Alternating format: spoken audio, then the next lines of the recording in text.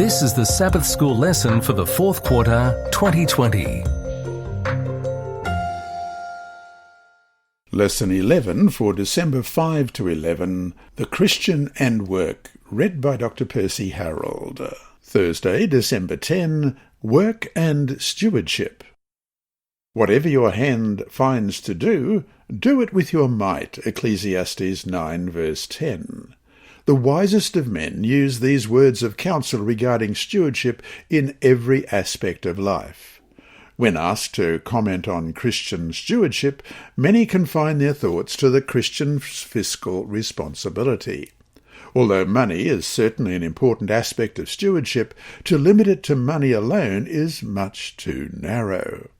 In organizational theory, stewardship refers to management's responsibility to develop and utilize properly all available resources. In the church, what are the resources with which God has blessed us? Peter clearly states that every person has gifts endowed by the Creator, and he refers to such endowed Christians as a holy priesthood, 1 Peter chapter 2 and verse 5, with responsibility to God for their stewardship of all of God's gifts, money, time, energy, talent, and others. Question. Read Ecclesiastes 9:10 and 1 Corinthians 10:31. What is the message to us in these verses about how we should work and how we should educate people to work? Ecclesiastes 9:10 again. Whatever your hand finds to do, do it with your might. For there is no work or device or knowledge or wisdom in the grave where you are going. And 1 Corinthians 10:31. Therefore, whether you eat or drink or whatever you do, do all to the glory of God. One of the common pitfalls of life today is the tendency to compartmentalize the different aspects of living. There is one's work life, one's family life, one's spiritual life, and even one's leisure life. The tendency to separate these areas of life so that there is little or no crossover between them is to be desired in some instances.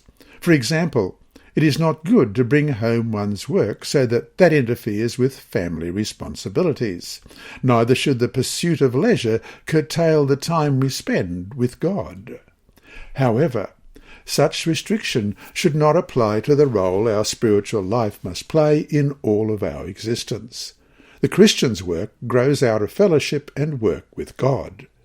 Work is one way by which we can practice the presence of God. To compartmentalize our religious life, to limit God to one day, 1 hour, or even just one area of living, is to reject the very presence of God in these other areas. And so to finish today, 2 questions. First, ask yourself if you do indeed compartmentalize your spiritual life. Second, if you do, how can you learn to let spirituality reign in all that you do? Hi there. Thanks for watching this video on the Advent-band Ministries YouTube channel.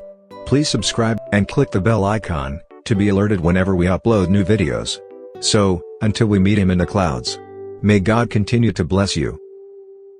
This lesson was read by Dr. Percy Harrold for Christian Services for the Blind and Hearing Impaired, Christian Record Services for the Blind, the Sabbath School Department, and Hope Channel. You can also listen on the official Sabbath School 4 app and the Apple iTunes app, Sabbath School with Percy Harrold.